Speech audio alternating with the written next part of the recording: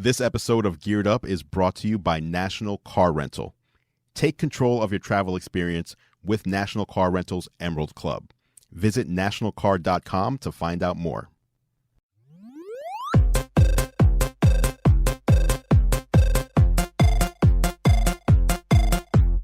Welcome to Geared Up, brought to you by National Car Rental. I'm Todd Bishop. I'm Andrew Edwards. It's a very special episode today. That's right. It is our top tech of 2017. The whole year we've distilled it down, and we've also found some not so great tech of That's 2017. Right. Coming up later Flops. on, we're going to have our top gadgets of the year plus our biggest flops. Yes. So we're going to be running them down. So it's after Christmas here, Andrew. That's right. What'd you get? Well, it is by my watch, December 18th.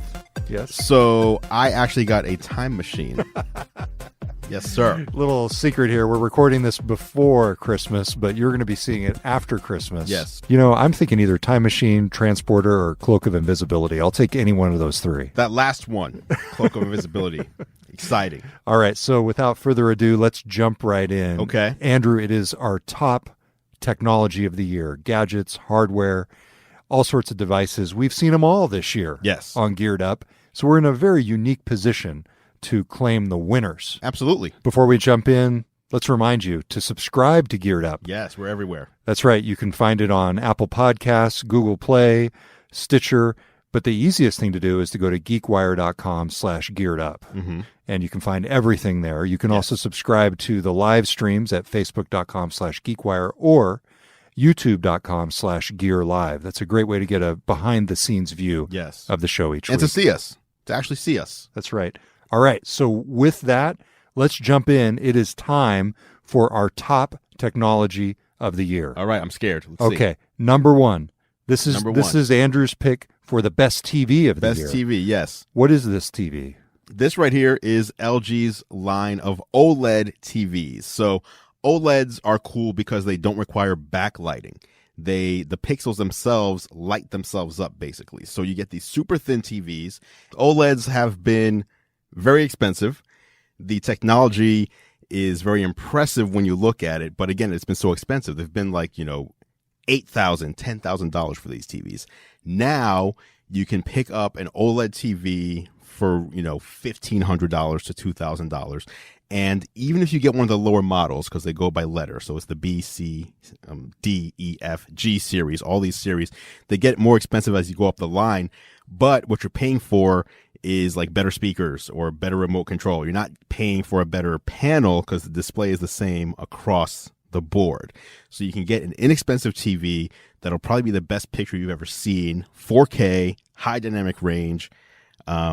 Just amazing. It's amazing. It's great to see finally the OLEDs coming down in price. So in my living room, Andrew, we have a 36-inch 720p TV. Oh. So I went to my parents' house Okay. over the Thanksgiving holiday and we watched Beauty and the Beast from Netflix on their 4K TV. Mm.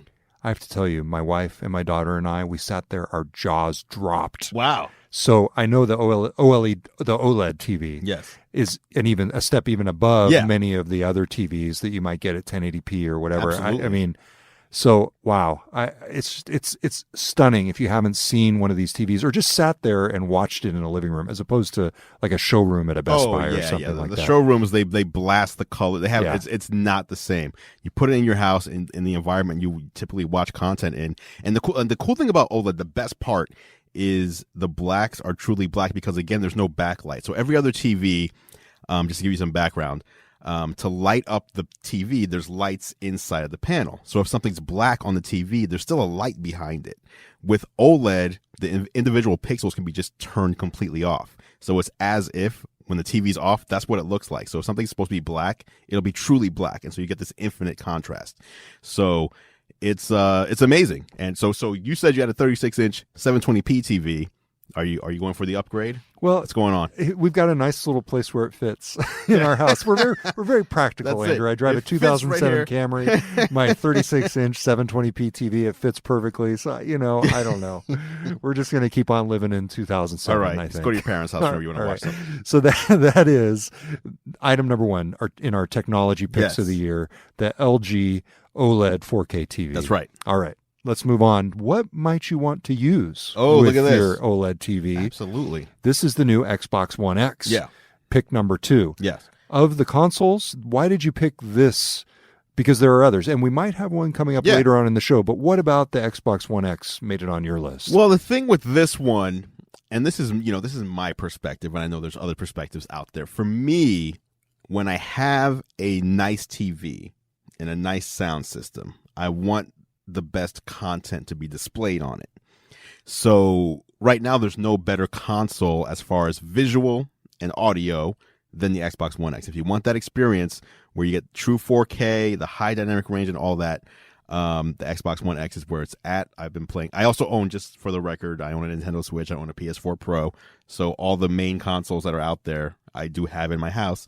My preference right now is the Xbox One X, strictly because it looks and sounds the best on my system, and that's what you want. You don't want a nice 4K TV, but watching all your movies on VHS. It doesn't make any sense, right? So that's kind of what it is. Is anybody really doing that on a 4K TV? I don't think Nobody's doing that, right? Because on a 4K TV, because they have a 4K TV and they want the best content. Exactly. So that's kind of where I'm at. It just came out, so it is expensive. It's $500, where you can get an Xbox One S for $250, half the price. Or even Black Friday pricing was $189. So it is, it's the most expensive console out there, but the power that's packed inside of it, I think, makes the price more palatable, I guess. But you've been playing this too as well, right? We have What do you think? Yep, been playing it here in the office. Madden, all sorts of games, Call of Duty. Yes, I really like it. And to me, the difference between playing, for example, the Xbox One S on a standard 1080p TV and the Xbox One X on a 4K TV is kind of like going from AM to FM radio. It's like you listen to the AM radio or a regular TV speaker or something, you're like, I can hear it just fine. Yeah, everything's fine. It's fine. It's fine. But then you get into the full high dynamic range, everything you're talking about with the 4K TV. It's just it's one step above. Yeah, you didn't realize what you were missing until you saw it. That's kind of like the 4K that you just talked about a minute ago. Yeah, that said, I mean, once you get into the game, to me, the game experience is what matters most. The visuals are dressing. And, that's true. And I think if you're, on a budget, I think the Xbox One S is a perfectly fine console. Yes, I think the Xbox One X, again, it's my personal pick. For most people, I think you're right. If you don't have, the best TV and the best surround sound and all this, where like you want to pump the best through that stuff, if you just want to get a console to play some games on, there's no need to spend $500. You can spend, $200 or $250 to get something that is very comparable. Yeah. All right. If you're just joining us, we are talking about our top technology picks of the year. We've talked about the LG OLED 4K TV, Xbox One X. Coming up, it's our smartphone picks of the year. Yeah. You're not going to want to miss this. You're listening to Geared Up, and we'll be right back. A big shout out to National Car Rental for sponsoring this week's episode of Geared Up. Hey, Road Warriors, the latest tech puts me in the driver's seat every time I travel. Control your travel experience with National Car Rental's Emerald Club. You can bypass the counter and choose any car on the aisle, so you have more time to listen to Geared Up to find out what's going on in the world of consumer electronics and gadgets. Go national, go like a pro. Check them out at nationalcar.com. Subject to availability and other restrictions. Requires enrollment in the complimentary Emerald Club. Welcome back to Geared Up. It is time for Geared Up's smartphone picks of the year. Yeah. Brought to you by National Car Rental. Big thanks to National Car Rental for sponsoring Geared Up every week. They're our title sponsor. You can check them out at nationalcar.com. All right, Andrew, the smartphone picks of the year. Yes. Number one is your phone and mine. There it is. The iPhone 10. iPhone 10. So there were a lot of expectations built up for this device. It's a $1,000 device, even more if you get the highest level of storage. Correct. Why is this one of your smartphone picks of the year? For me personally, I've hated the size of the plus-sized phones. Absolutely, yep. And the reason I would buy them, though, is because I wanted the best camera that was available, and that was always on the plus-size phones, whether it was optical image stabilization or the dual camera lens. Portrait mode. Exactly. So it was like, I want the best phone I want the battery life. I hate how it feels in my hand. I've got a brick in my pocket. Yeah. And I put up with that for 4 generations. The 6 Plus, 6S Plus, 7 Plus. I guess I had the 8 Plus for a month before the iPhone 10 came out. But I wanted the phone that gave me a nice large screen in a smaller footprint. And honestly, I mean, Apple, this is the biggest redesign since the original iPhone. When you talk about between generation redesigns, the OLED display looks fantastic, perfect size for me.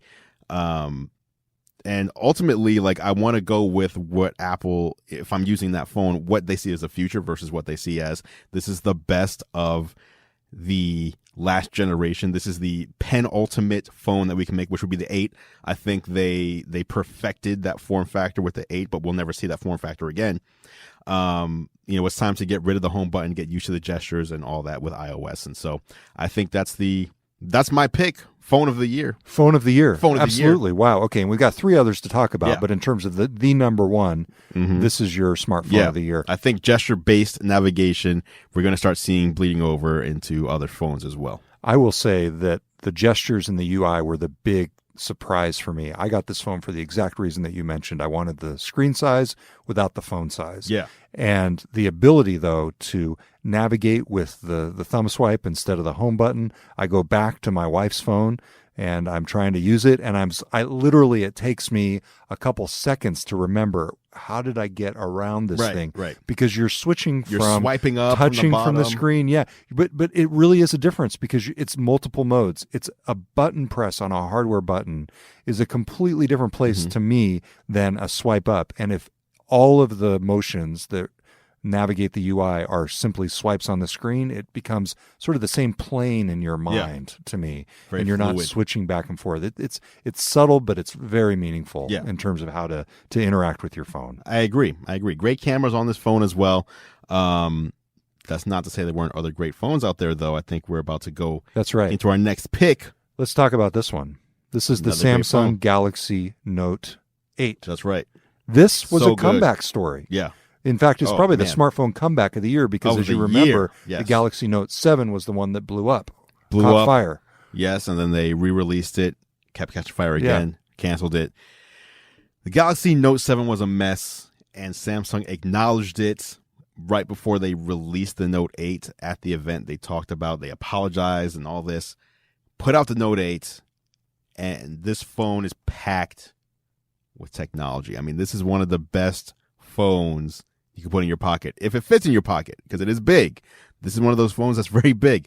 I think it might be a 6.4-inch display, so very large. If you love the stylus, though, this is the only phone for you that has the stylus with it.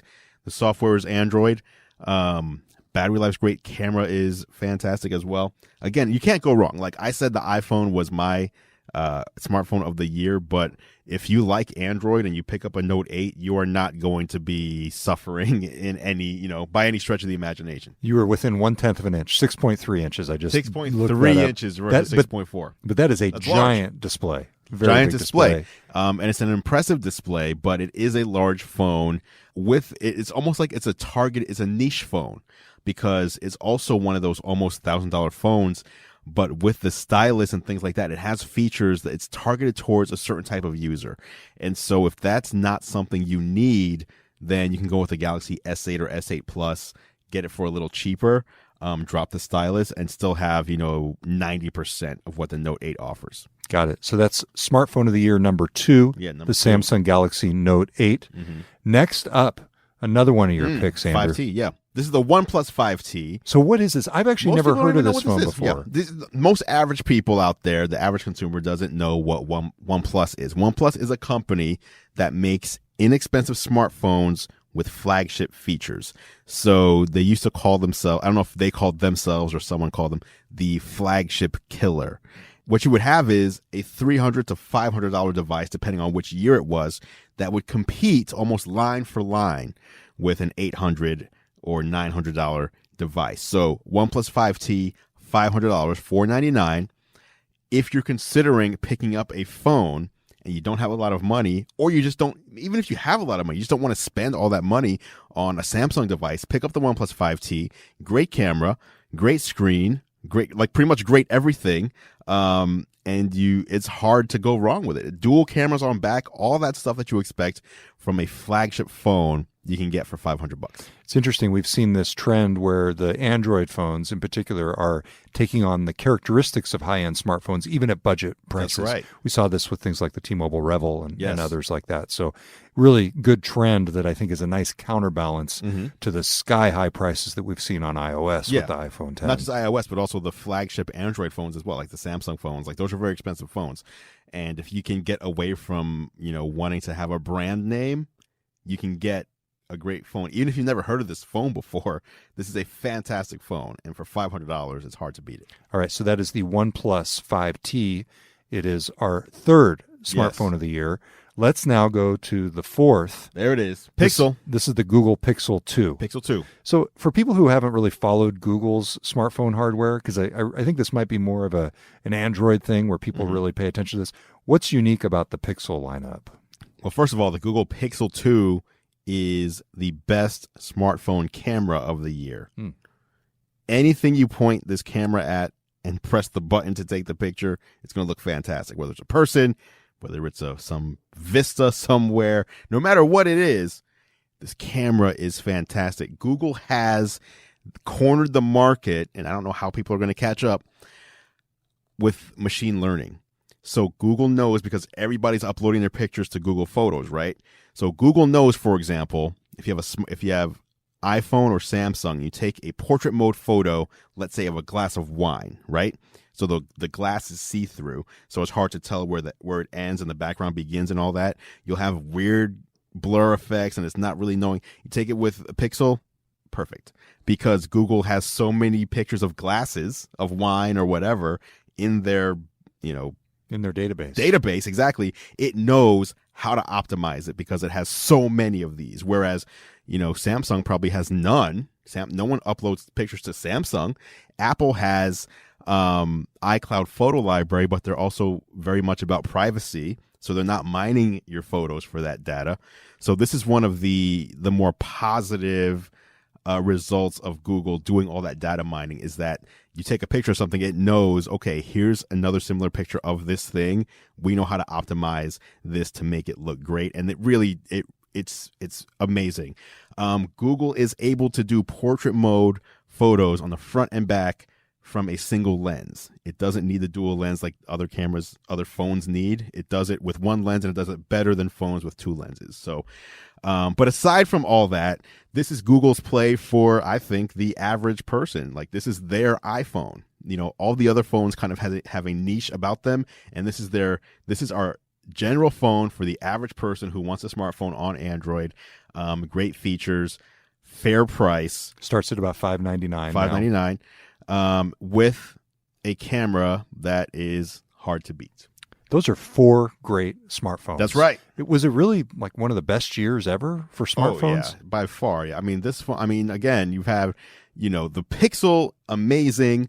Samsung coming back with a phone that is, it's unreal. Like, these really are, at this point, when people say it's a computer in your pocket, it really is a computer in your pocket. We've had Apple come out with basically the perfected version of the iPhone 6 form factor in the 8 and 8 Plus, and their phone that's taking them into the future after that. And then you have budget phones that really can match, not perfectly, but can almost match everything I just talked about from the major brands. So I'm excited to see what 2018 has to offer. Excellent. So those are Geared Up's Smartphones of the Year, brought to you by National Car Rental. We will be right back with our flops of the year. You're listening to Geared Up's Technology Review, the top technology of 2017, and we'll be right back after this. Welcome back to Geared Up. We are running down our top technologies of 2017, our picks of the hardware, gadgets, consumer electronics that really stood out for the past year. It is time for our biggest letdowns. Yeah, flops. Just say it. Just call it what it is. Flops. Coming up later on, we're going to have our two picks of the hardware of the year. Yes. But right now, it's time for our biggest flops. Number one, Andrew. Essential phone. The Essential phone. The Essential phone. Okay. This was the Andy Rubin phone. There was a lot of anticipation for this. Was. Andy Rubin, the father of Android, he left Google, started his own startup, and they came out with their own phone. We had some discussions about this on the show across the months. Why ultimately did this thing not do as well as people expected it to do? I don't know what was happening behind the scenes there, but the phone got delayed. So pre-orders started. Someone tweeted at him and said, hey, when is it going to ship? Because there was no shipping date. And he responded to them saying, well, if it wasn't going to ship within a month, I wouldn't be comfortable taking people's money. A month goes by. No phones are shipping. So that's mistake number one. They announced multiple colors. It's still only available in 2 colors out of the 4 they announced with. That's mistake. It's just broken promise after broken promise. The phone itself ships with this dual camera that they talked about how great it was because one's monochrome and one's color, and they both grab different information from the scene and put it all together. And the camera's terrible. Like you press the shutter and you wait 3 seconds, then it takes it. Just terrible. Now they've released updates over time, but the phone just hasn't lived up to what the hype said it would be. And the idea was that it would be sort of a modular phone, and that's that ships with different attachments. You mentioned the camera. There's only one attachment available, which is the camera, 360-degree camera. And the phone has been cut, the price, twice since it launched. Isn't that a good thing, though? It's good for the consumer because the phone, I think, is in a better position now. You're basically going to feel ripped off because it's shipped at $699. $700. It is not worth the price of like an iPhone 8 or a Galaxy S8 or any of those phones. No. So they've dropped the price first to $499 and then to $450. $450, yes. So that is a substantial price drop. That's $250 less in just a matter of months. That indicates, though, you don't do two price drops right away if the phone is selling and you can't keep them in stock. You don't do that, right? Absolutely not. No. So, unfortunately, the phone is a beautiful device. This display is amazing.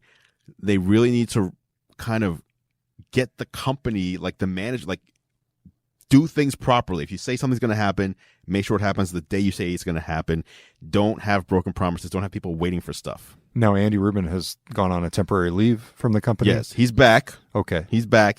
But yes, he did even take a leave right in the middle of all these price drops. The head of the company leaves for a few weeks. It seems like a mess over there. So that's letdown of the year number 1. Right. Flop of the year number 1. Speaking of products that are not selling and are just laying on shelves in warehouses, the other flop of the year. I'm wearing it. Snap spectacles.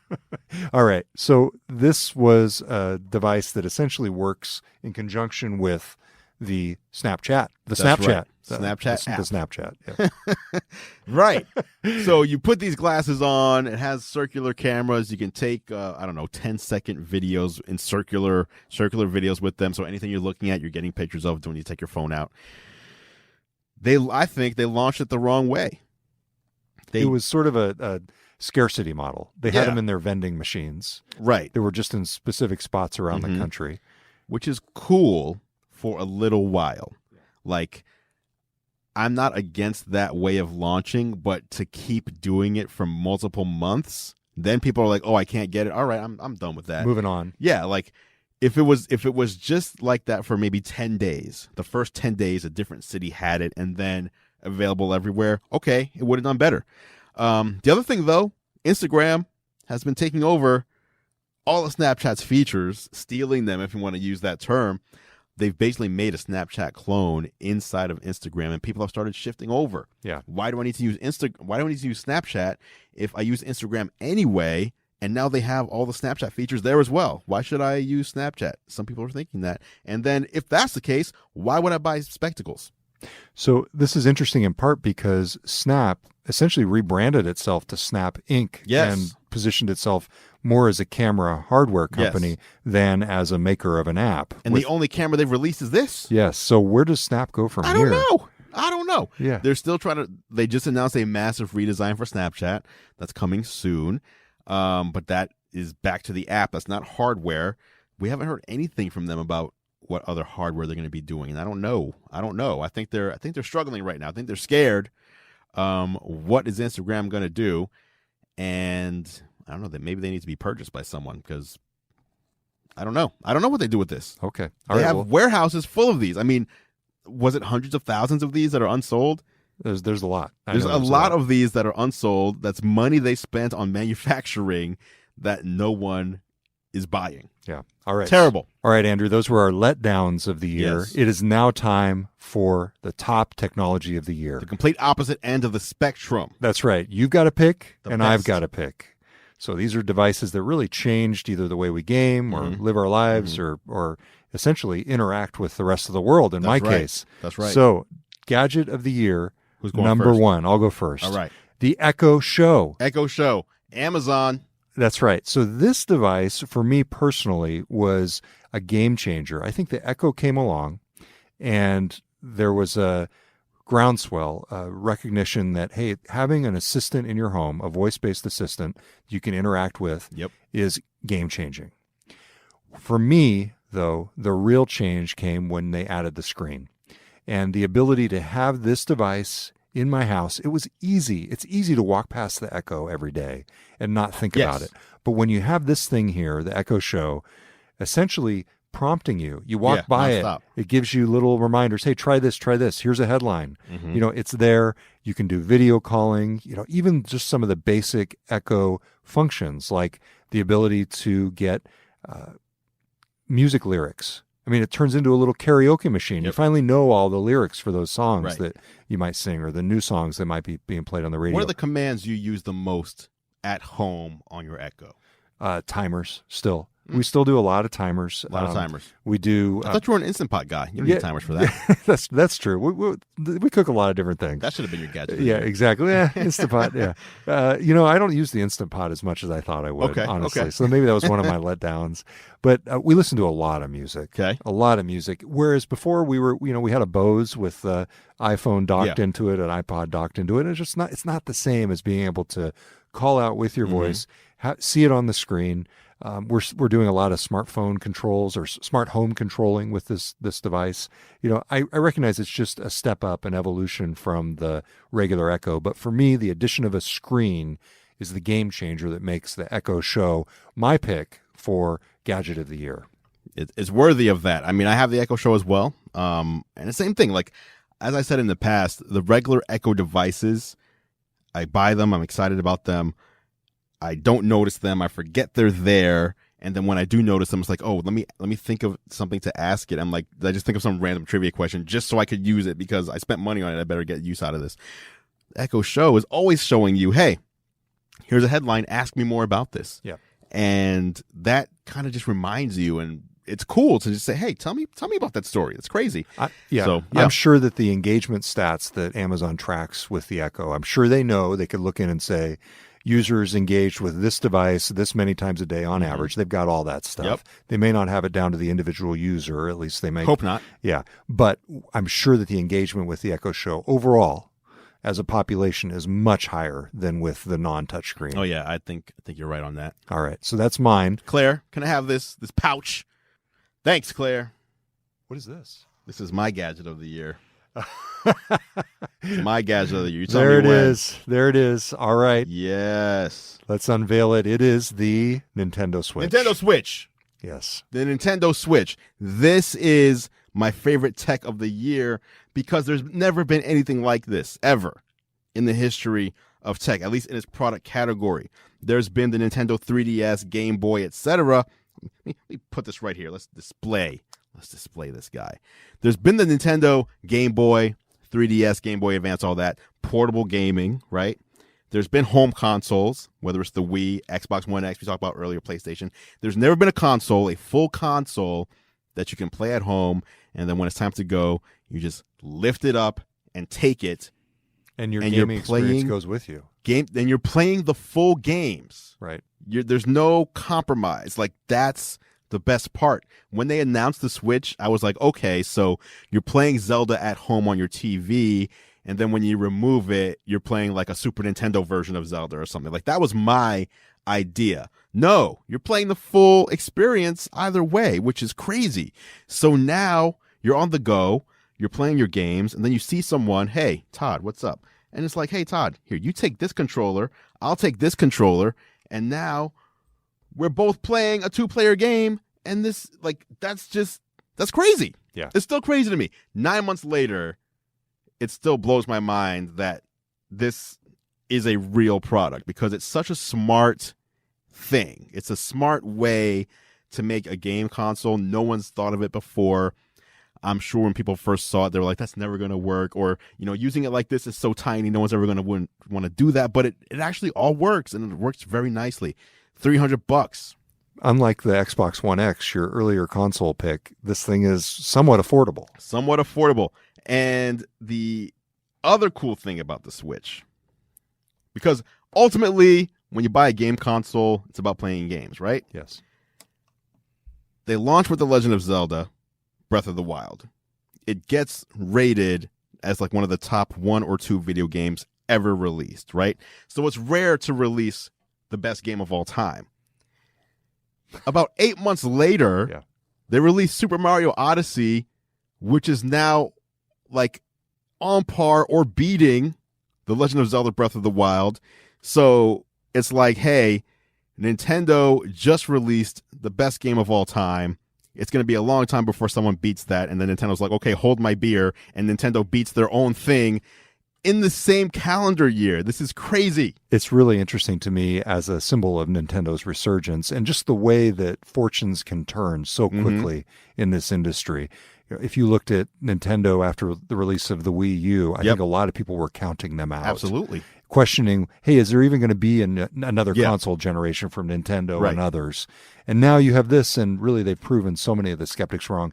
It's really similar to the release of the original Wii, when Nintendo redefined the category, and you saw Microsoft and Sony try and catch up with things like the PlayStation Move and the Xbox Kinect in sort of a different way. To me, one of the interesting things in 2018 will you see Microsoft and Sony mimic some aspects of this in terms of the hybrid console and the ability to switch from a traditional living room console to something that's mobile seamlessly. Right. That's interesting. So Microsoft has done it with Xbox Play Anywhere.